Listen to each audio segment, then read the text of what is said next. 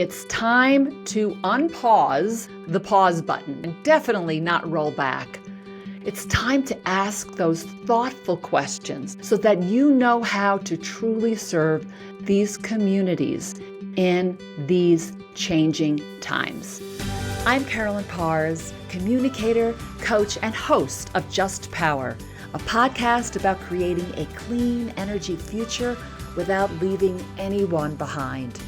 Join me as we explore the technologies, policies, and human stories that can make clean energy not just sustainable for our planet, but accessible for everyone.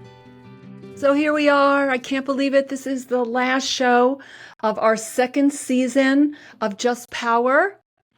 The cool thing, first of all, thank you to all the guests that have come on and shared their wisdom, helping all of us advance energy equity and justice.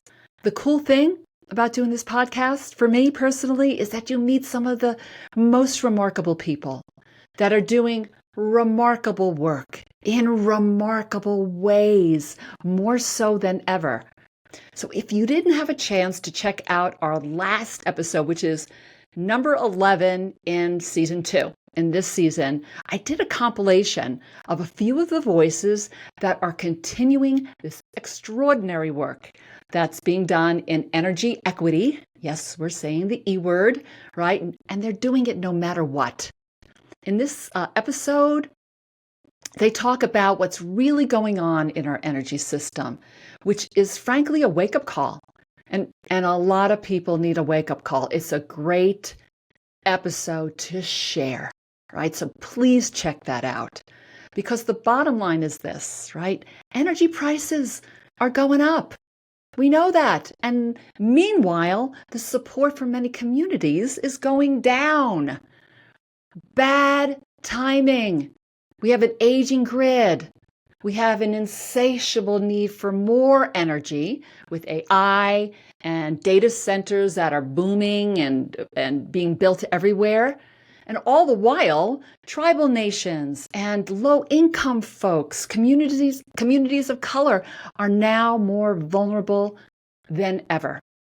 And most recently, which broke my heart, 6 million people got cut out of just one program. Right? That's going to have such an impact, really a life and death impact. And that's just the tip of the iceberg. So this is urgent stuff, folks, right? And someone's got to talk about it. I'm here. There are other voices out there too. Let's keep on talking about this. So I hope the interviews in the last 6 months that I have done have moved the needle, if not just a little bit, toward advancing energy equity in our changing times. So today I'm going to do something a little different. Instead of a guest interview, we're going to talk about what is needed right now to connect with these communities, your communities that are feeling the pain more than ever and more than most, right? And what do we need to do now? And what it is we need to sit down with them. We need to listen to them. We need to hear their stories, their realities now, because it's surely changed in the last few months. I know my life has changed drastically in the last 6 months. And even if it wasn't so drastic for you, right, it's changed, right? Over and over again, we're hearing the news and it's unrelenting. But these folks, right, the folks that my guests in the last episode talked about, these are your customers. They're your neighbors. They may even be your friends, the ones that are overlooked and underserved. So it's time to unpause the pause button, if you put that pause button on, and definitely not roll back. It's time to ask those thoughtful questions, not the rote questions, but the thoughtful questions, so that you know how to truly serve these communities in these changing times. So what I'm going to do is give you some of the questions, some suggestions of questions that I prepared that will give you some idea about what's needed now. Okay? Now, I just want to say that. I want to give a big shout out to Shiloh Costello at Samad. And she said if we can figure out how to help these communities, right, the rest is easier. So let's do that. And when things change, the first thing you have to go back and talk to them. What's going on? What are they facing right now? So I'm going to give you 5 juicy questions that you can ask your most vulnerable communities. Okay? So number 1, here's the question. What has changed for you? This is a basic. What has changed for you or is changing for you and your community that's affecting how you use or afford energy? Right? This question can set the tone and asks about the realities of their life right now. What's going on? Whether it's rising bills or weathering their homes, aging infrastructure, climate actions that are happening right now or impacts. So it helps you to understand the shifting ground for them so that they can feel the feet beneath them and respond, and you can respond with relevance and care. Okay? So let me repeat that question. What has changed for you or is changing for you and your community that's affecting how you use and afford energy? Number 1. Number 2, what worries you most about that? And what gives you hope? So that's really an important, like in the same sentence, question, because we're asking about both fear and hope. So it invites vulnerability when they're talking about their worries, and it also invites hope, right? The vision of what they want to see and what you need to know, right?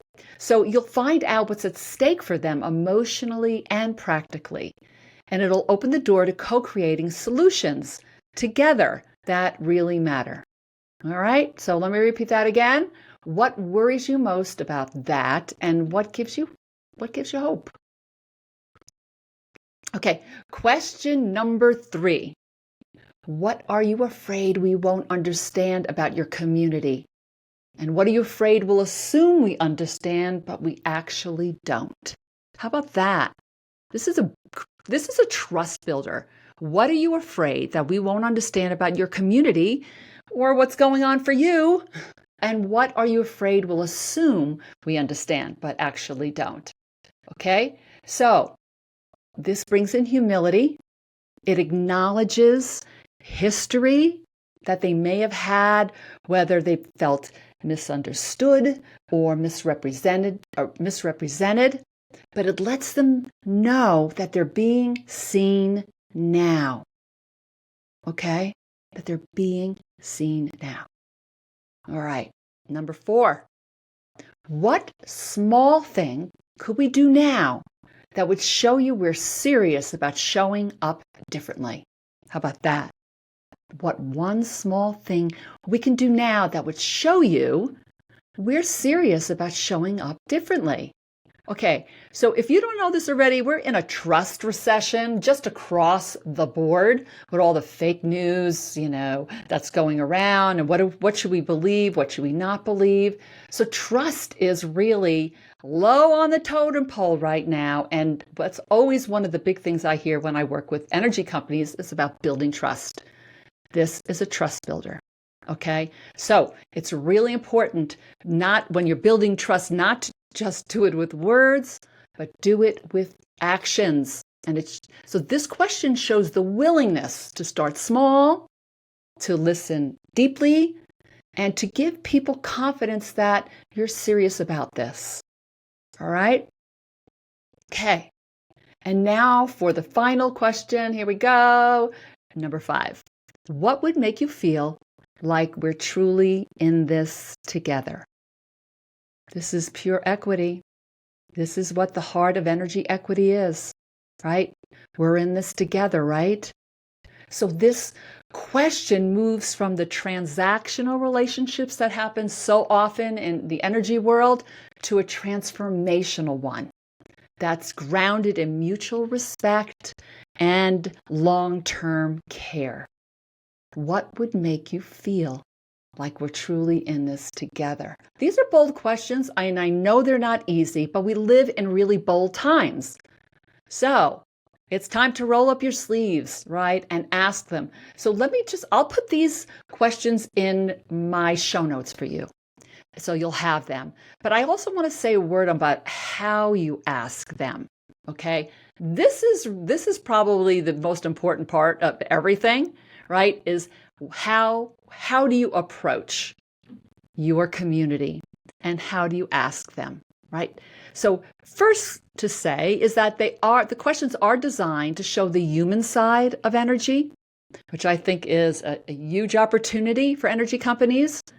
They're thoughtful, they invite thoughtful inquiries, and that is best asked one-to-one, okay? One-on-one.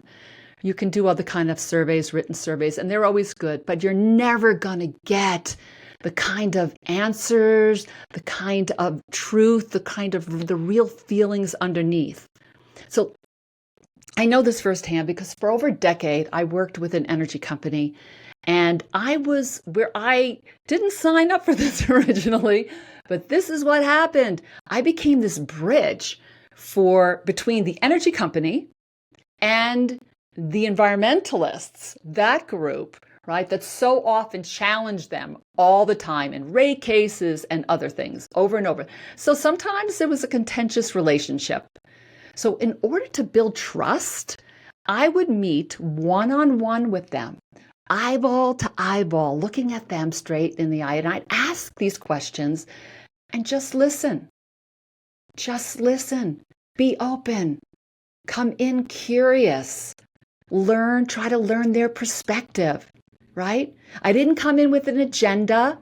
I didn't come in to change anybody's mind. No, don't do that, okay? If you really want to make a connection, you need to listen, right? With the intent on, if you can, actually making change, okay? And that's, I know, a very big part of all of this. So, my connection was human to human, heart to heart. That was the interaction. So when you do that, what happens, and it might not happen instantly, but it definitely happens over time. People open up. They open up and they tell you what they're really feeling. They tell you what's really going on. And from there, real dialogue can happen. And it's a beautiful thing. And I did this for over a decade. And it was amazing that both sides, the energy company and also the environmentalists, both build trust on both sides. And you have to keep confidences, right? For those of you out there that might be thinking about this type of work to do, it moves things forward so much faster than not talking or not interacting in a way. So how you do it is just as important as what you say. Okay, so to prepare yourself a little bit is kind of get centered, right? Drop your biases or wanting to change anything and learn to listen with an open heart. Not with what your next response is going to be, but just listen. It goes a million miles. And if you do it well, you might need some practice along the way, but if you do it well, it'll have lasting effects. I've seen it happen. By doing that, we actually passed a huge piece of legislation where the energy company and the environmentalists came together to pass the Energy Transition Act. Yeah, it was historical. So this stuff works, right? If you have a question on this, or you maybe need some help, please reach out to me. I'm on LinkedIn. I'm going to leave my contact info in my show notes for sure, along with those questions, right? And I'd be happy to talk with you on that more, on how to approach the most vulnerable of communities, right, in this really tough time we're in. Okay? So we just wanted to say that, right?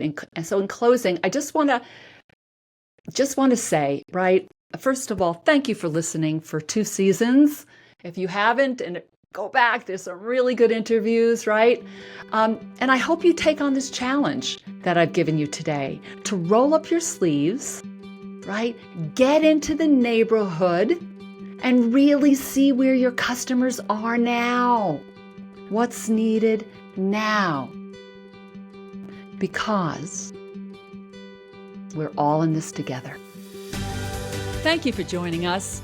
If you enjoyed this episode, make sure you subscribe to Just Power wherever you get your podcasts.